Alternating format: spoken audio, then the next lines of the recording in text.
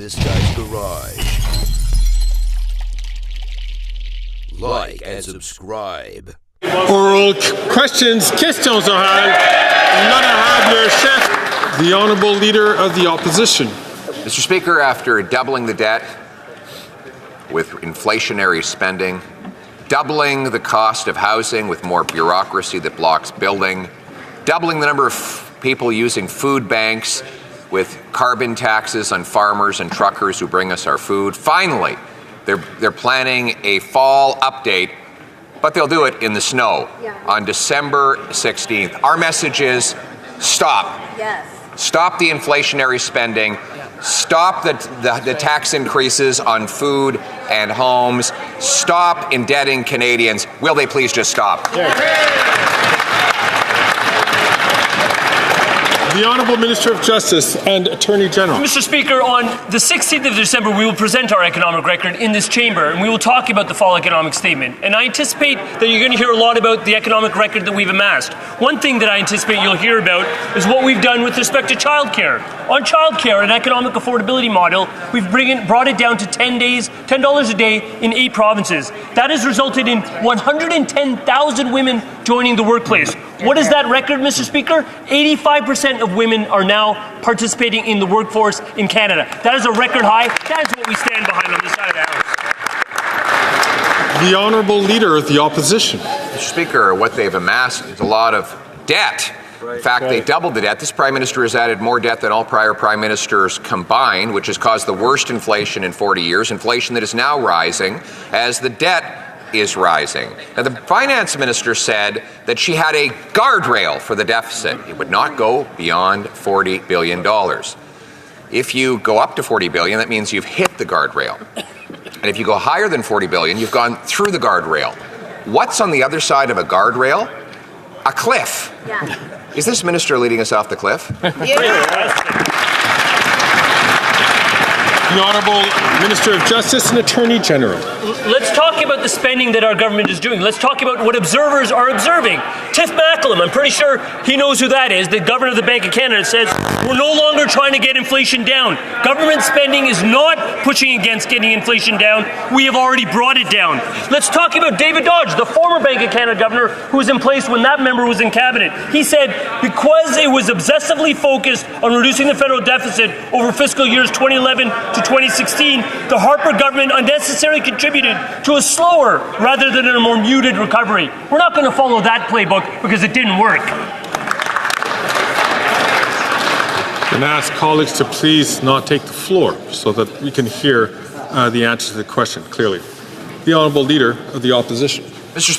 Speaker, in the spirit of non-partisanship, we have put forward a motion inspired by the leader of the NDP. That's right. He has said that this Prime Minister is weak, is greedy, is selfish, and is beholden to corporate interests.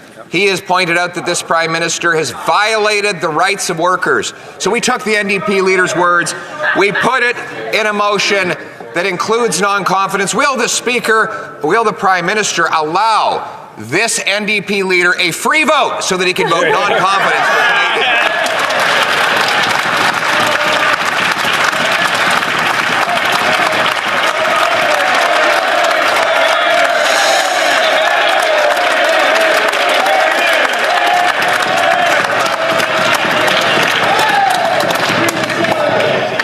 See, that is stretching the limits, of course, of question dealing with the administration of government, but I see that the Honourable Government House Leader is on her feet.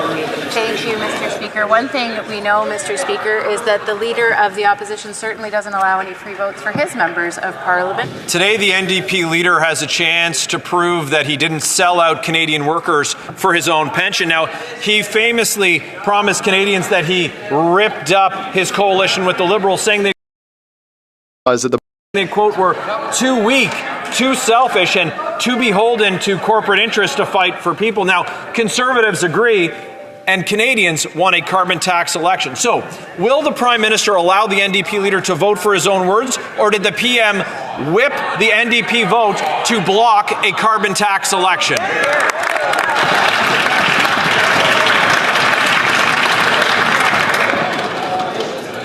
afraid the question doesn't, again, meet the relevance of the administration of government. And what we also know is that he doesn't allow them to speak for themselves. What we do know is that when they put forward, try to advocate for their communities, what does he say? No, don't do that, because I don't think it's politically expedient for me. So what he does do is muzzle his own MPs, doesn't allow them to have free vote, and keeps them from standing up for their communities. Thank you, Mr. Speaker. The NDP leader continues to hold the country hostage, playing political hokey-pokey. Back in, taping the agreement together, turning himself around after saying he would vote no confidence. So what deal did the Prime Minister make with the leader of the NDP to secure his vote of confidence, and how much will it cost Canadians?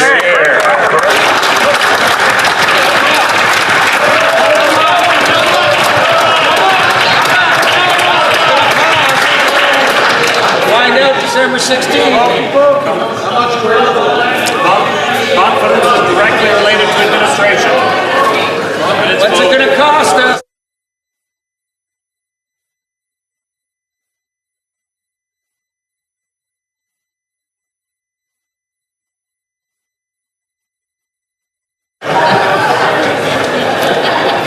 In the opinion of the chair, this actually question is pertinent to the administration of government.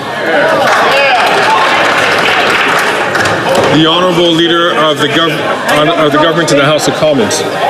Thank you, Mr. Speaker. Mr. Speaker, when it comes to the Conservative members of Parliament, all they can do is say one thing and do another. They're pretending to support workers' rights when in reality it's the Leader of the Opposition who brought forward some of the most draconian anti-worker legislation in this country's history. Mr. Speaker, we're going to continue to stand up for workers right across this country. It's a record we are proud of. It's not something the Conservatives can say that they have ever done. Thank you, Mr. Speaker.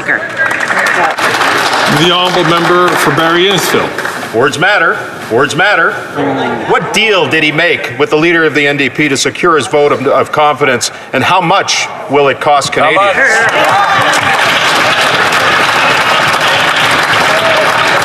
The Honourable Minister for Labour and for Seniors. Mr. Speaker, Bill C-377 and Bill C-525 will go down in history as some of the most oppressively anti-labour legislation ever passed in this Parliament. One of the very first acts of this government was to repeal both of those pieces of legislation ever passed in this Parliament. One of the very first acts of this government was to repeal both of those pieces of legislation. The author of those pieces of legislation was none other than the Leader of the Opposition, its chief architect, its chief salesman. He's the most anti-worker leader ever elected to this House of Commons. Order, please. The Honourable Member from Calgary Forest Lawn. This Liberal NDP government created a fall fiscal fiasco as they failed to table their fall economic statement. After 9 years of inflationary deficits, adding more debt than every government before them combined, they have a lot to hide. Even the parliamentary budgeting officer said this feudal finance minister blew through her own fiscal guardrail of her $40 billion deficit. Why don't they just stop the economic arson, stop the tax hikes, stop the inflationary deficits, stop adding to the debt, and call a carbon tax election now? The Honourable Parliamentary Secretary to the Minister of Innovation. Well, Mr. Speaker, we know that the only thing the Conservatives are serving up for Christmas dinner are stale slogans. They've been trying to change the channel. The Bank of Canada Governor said at a Senate committee recently, government spending is not pushing up or pushing against us getting inflation down. The Parliamentary Budget Officer also recently said the current fiscal policy in Canada is sustainable. He also said we could spend up to 1.5% more of GDP. What's appalling is to understand how the Conservative Party of Canada won't step up to support a tax break with all their obsession about tax cuts. The Honourable Member for Calgary Forest Lawn. While the Liberals brag about turning temporary 2-month tax tricks like taking dimes off Doritos, common sense Conservatives will axe the tax for good because their carbon tax scam is driving more than 2 million Canadians into a food bank in a single month and 1 in 4 to skip meals. If they're so sure about quadrupling their carbon tax scam, why don't they just stop? Stop breaking the country further. Call a carbon tax election now so Canadians can choose between more tax tricks or a common sense Conservative government that will bring home lower prices and powerful paychecks. The Honourable Parliamentary Secretary to the Minister of Innovation.